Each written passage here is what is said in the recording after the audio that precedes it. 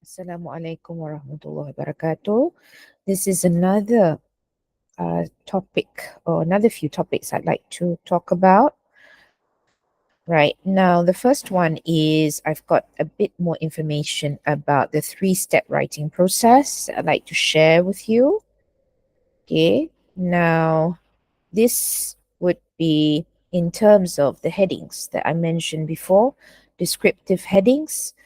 For example, cost considerations, where you identify a topic, but that's it. It doesn't really give you a slant. Yeah, it gives you a bit of information about what the topic is about, but there's no real slant.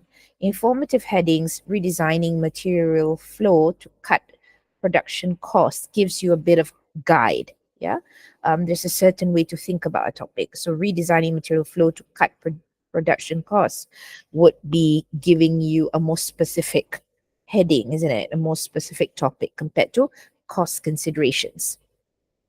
So that's the main idea with regards to descriptive and informative headings.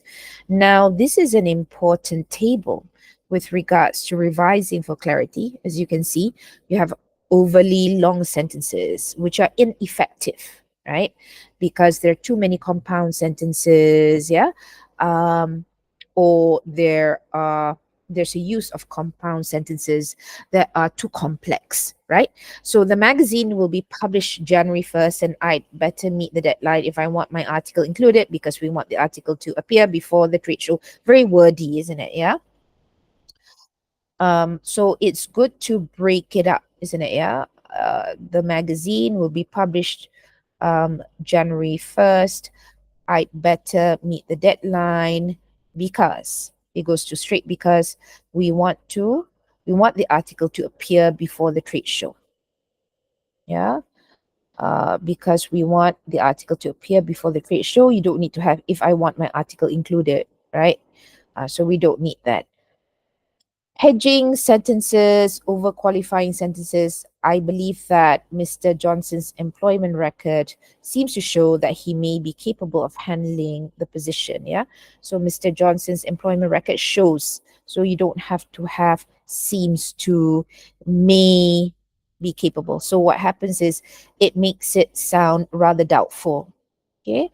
Unparalleled sentences, you use dissimilar construction for similar ideas. Mr. Sims had been drenched with rain, bombarded with telephone calls, and his boss shouted at him. So Mr. Sims had been drenched with rain, bombarded with telephone calls, and shouted by his boss. Yeah. So this is okay in the sense that it's less wordy, right? And then there's similar construction here. Yeah. So had been drenched with rain, bombarded, and shouted at, right? So you have the ed form, yeah, of the verb, yeah, drenched, bombarded, and shouted, isn't it? Yeah. So the next sentence is to waste time and missing deadlines are bad habits. So you have the two form of the verb, and then you have missing, ing. So wasting time and missing deadlines is the way to go. So dangling modifiers, where you put modifiers close to the wrong nouns and verbs, which sounds funny, which means that when you say walking to the office, a red sports car passed her, right? What happens is you need to state, yeah, so it suggests that the car was walking to the office. Instead, you should state a red sports car passed her while she was walking to the office, right? So you're saying that as you're walking to the office, in the first instance, in the first sentence, a red sports car passed her as she was walking, isn't it? Right? As in, it is as though the car was walking to the office, but you want to state a red sports car passed her while she was walking to the office. Long noun sequences, stringing too many nouns together. The window sash installation company, yeah, will give us an estimate on Friday. The company that installs window sashes will give us an estimate on Friday. Yeah. Okay. The other one is camouflage verbs, changing verbs into nouns. The manager undertook implementation of the rules. You just state there the manager implemented the rules, isn't it? You don't have to make it so wordy, isn't it? Yeah. Verification of the shipments occurs weekly. We verify, isn't it? Okay. Sentence structure separating subject and predicate. A 10% decline in market share. which resulted from quality problems and an aggressive sales campaign by Armitage. The market leader in the Northeast was a major problem in 2010, so wordy. And the major problem in 2010 was a 10%, right? Decline of market share, which resulted from quality problems and an aggressive sales campaign. Yeah, an aggressive sales campaign by Armitage, the market leader. Yeah, so you don't have to state was the major problem. Yeah, you state it in the beginning, the major problem in 2010. You don't have to state it at the end, isn't it, right? Because what happens is it makes it a bit confusing, right? Okay, so awkward references, the law office and the accounting office distribute computer supplies. Yeah, for legal secretaries and beginning accountants, respectively. So you want to state that the law office distributes computer supplies for legal secretaries, the accounting office distributes those for beginning accountants, right? So you want to state them, you don't put respectively, which means when you put respectively like this, then we have to trace which one is distributing what, right? So the law office, we have to think hard. Yeah, the law office distributes computer supplies for legal secretaries, and then it's actually the accounting office distributes um, computer supplies for beginning accountants, right? So when you put it like you put respectively and you put everything together like this, it looks very confusing. So just separate them and say one by one. The law office is distributing what to whom, the accounting office is distributing what to whom. So this is better, yeah? Okay, so that's it really for in terms of revising for clarity. So let's go to letters and memos, Thiel and Beauvais. Now, letter parts for letters not on letterheads, letters that are not using letterheads. So you have the heading, the date, inside address, isn't it? The heading, no name, return address. Date means day, month, and year, isn't it? Right? Inside address, recipient name, Mr. Miss, if you're not sure about the marital status, if not Miss or Mrs. If unsure whether man or woman, then use full name, Terry Smith. Professional positions, if unsure of person's name, put position or department. So you want to put the address there. Now the address is the recipient's, because when you have a letterhead, your address is already supposedly on the letterhead itself. So you don't need to have it. Salutation, dear Miss Smith, dear director, depends whether you know the name or not. Subject line, it's nice to have a subject line, though some examples don't have this subject line. Request for job application pack, yeah? So it's clear. We know in summary what you're looking for, or what you're indicating, conveying through the letter. So body, single space, numbering, bullets may be used, subheadings too. Complimentary closes, sincerely or yours faithfully or cordially. Yeah, so sincerely, yours sincerely is more distant, so you're not close to the recipient. Yours faithfully or cordially, you know the recipient well. Yeah, signature block means you put your position as well as your full name there. Okay, so this is standard letter example.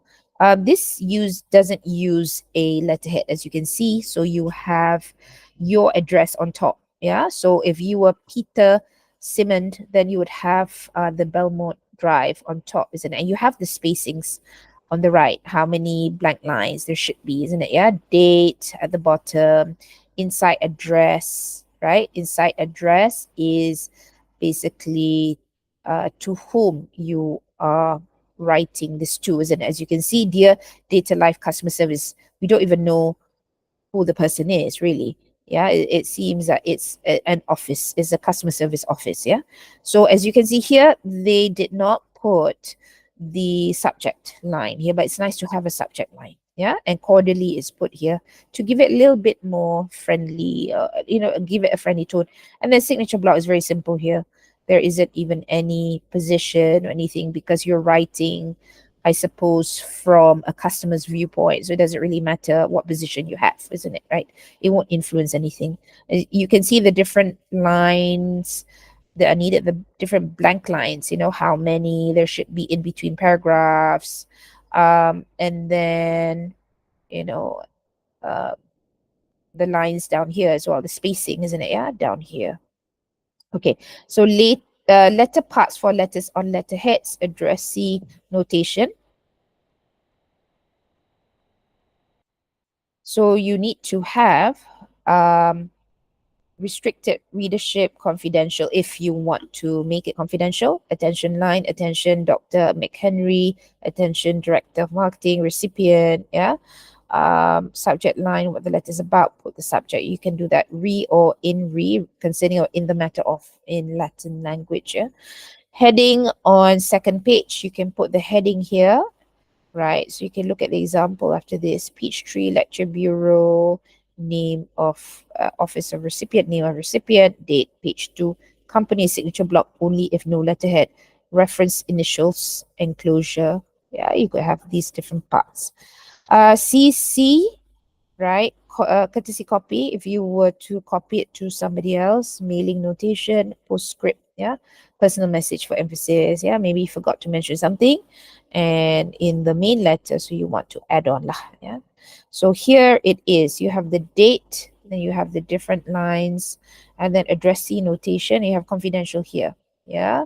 So you have indicated here to whom you want to write this to, because um you already have your address here, isn't it? And your name will be at the bottom. So that you don't need to write it down like in the case where you don't have a letterhead, right? So subject, and then here there's a subject, right? And then you can start off the letter. Yeah, and then sincerely, and then you sign off, president, and then reference initials. Usually what happens is they could be a typist, they put the initials there. Yeah, the typist, the secretary. Enclosure notation, if you were to enclose something, okay, like attachment, have an attachment. Copy notation, you want to CC it to somebody. Mailing notation, how you sent it, isn't it? Special delivery, postscript. So this is, additional information lah. Yeah, an additional message. It's kind of cute. Letter formats, there are different formats. Block format, each letter part begins at the left margin. Modified block format, same as above, but date, complementary close, and signature blocks start near the center of the page. Simplified format, subject line in capitals and reader's name is placed in first line or 2 in body. So this is a block format, right? So you can see that the block format, each letter part begins at the left margin. So everything begins on the left, isn't it, right? There's nothing that's indented or nothing that is on the right or in the middle, isn't it, right? Everything starts on the left. Yeah. And these are the different blank lines that you should have, right? As you can see here, there's no subject line. So it really depends on you, but I would prefer to put a subject line because it's just nice to do so. It summarizes the whole letter, so I can see what's coming. After reading Dear Miss Banks, you have the subject line there, right? So this would be, of course, who you're writing to, and this would be you, isn't it, right? And you don't need an address because it's on letterhead. This is another one, also on letterhead. It's a modified block format, right? As you can see, the address is here. The date is here. Yeah, and you have everything on the left, but you have the date here, and then you have sincerely more to the right, isn't it? Yeah. So it's a little bit different, isn't it? Yeah. And this is, so you have the block format, yeah, um, the modified format, and then you have the simple letter format. You have this, right? So it's pretty straightforward. Yeah, so you can see here, subject line capitals, a reader's name is placed in first line or 2 in the body, right? So you have, yeah, Miss Wills like this. It doesn't even have dear, isn't it, right? And this is in capital letters, yeah? Okay. So that's simple. Memos. Memos are sort of expiring. They're sort of used and not used. Yeah, we used to have a lot of memos, and schools would give out memos, to students, parents. But nowadays, it's very much emails that we use, because memos are supposedly, I mean, letters are usually used with stakeholders outside, but they're also used inside, actually, in some organizations. We use it, right? But letters are usually more confidential, and they're put in an envelope. Memos are like flyers. So they just open up. They're just left open like a flyer. Yeah, they're not folded and put in an envelope. So you talk about addressees, the list of people according to rank, courtesy titles, right? So you can put the first initials and last names, enough. No need for titles unless you'd like to formalize it, or initials only. So depending on the corporate cultures, in others they have courtesy titles. Subject, what is it about? So it's better if you were to see an example. Second page, use head like for letter. Yeah, you can use a header, and the writer's initials, no complimentary clause or signature, your name is at the top. So this is how it looks like. To, from, date, subject, isn't it, right?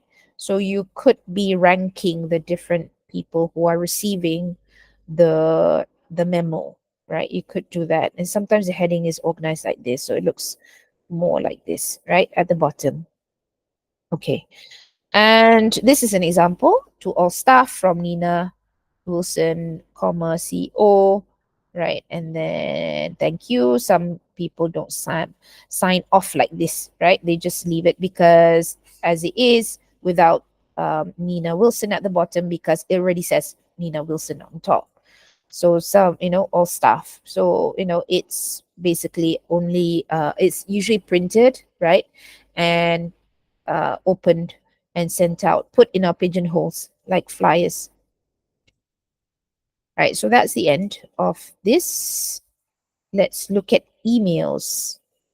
Okay, so let me just go here, stop presenting so that I have everything opened up and you can see, isn't it, right? Okay, now this is emails. Now, crafting messages for digital channels is also important because we do use a lot of digital communication, isn't it? Yeah. So planning email messages, the solution to email overload starts in the planning step. We receive a lot of email, and sometimes they're pretty useless emails. Yeah, they could be spam, unsolicited emails that we get from people asking for donations, which means that we've never really asked for them to be sent to us, but somehow they get to our emails, yeah, to our email inboxes. Spend a moment or two on the planning task, analyze the situation, gather necessary information, and organize your message. Write email content. Business email messages are more formal than the email messages you send to family and friends. So you need to make your message content easy to skim, yeah, and easy to read by using short paragraphs, especially for readers on mobile devices with small screens. Use bulleted or numbered lists to break out item steps or other groups of elements. So this would be an email, as you can see here. The original message is included so that the person receiving, Larry receiving this email, would know what the previous correspondence was about. And then there's an informal salutation here. Hi, Larry, rather than dear Mr. So and so, isn't it? Right? So these are colleagues communicating to one another, and it's a bit more casual, which is fine depending on your relationship with the recipient of the message. So you can itemize the steps, yeah, and make it easier for people to read by numbering the steps. You can bullet point the steps, right? So it's easier to read when you number them, of course, because they're steps that need to be followed first, secondly, thirdly, fourthly. Yeah. So that is good to number it. And then you have the email signature at the bottom. And then you have thanks for all your help. Yeah. Warm complimentary close. And then there's a URL of the website. So that's the best thing about doing things digitally, because you can include URLs and people can click them. Yeah. So that's the best thing about it. If you were to read a printed version of any message, I mean, you can state the URL, but then people would have to go and, type it out. Yeah. So that makes it a bit difficult. The subject line is a critical part of every email message because it often determines whether recipients will pay attention to the message. For routine direct messages, use a straightforward description of the message's content. If your message might get ignored, you need to get more creative with the subject line. Start by identifying issues that are important to the recipient and how he or she is likely to feel about them. So it's very important because we choose to open, isn't it, and read certain emails after looking at the subject line. And of course, when you look at it in mobile form, you can also see, um, you can also see the first few lines of the email themselves, right? So you can see that, and it makes it very informative lah. But then we get to choose what we want to read. So that's the thing. So this is why you need to have effective subject lines. Make sure you clearly convey the subject of the message. Shorter is better. The inbox listing in many email systems and mobile email apps displays the first line or two of the message content. Yeah. Revise the subject line if an ongoing thread. An email signature is a small text or graphical file at the end of the messages that automatically includes such items as your full name, title, company, and contact information. Think twice before hitting send.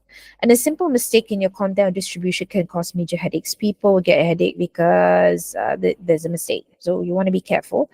Don't set the message priority to high or urgent unless your message is truly urgent. You know how some people put in brackets as well in the subject, they put the urgent, and the thing is, it's not really urgent, it's just that you want things to be done quickly, and it's not really urgent, you know what I mean. We can actually do better if we were, we would be more relieved if we had that extra time. If you intend to include an attachment, be sure that it is indeed attached. I'm sure some of you have gone through this where you have sent out emails and they haven't been attached to anything, although you've indicated there's an attachment, right? So, oops. Checklist, creating effective email messages, planning email messages. Make sure every email message you send is necessary. Don't CC, courtesy copy, yeah, or BCC would be a more discreet way. You wouldn't, if you were to BCC somebody, people wouldn't know, yeah, basically who you're sending the email to. But if you CC, people can see, yeah.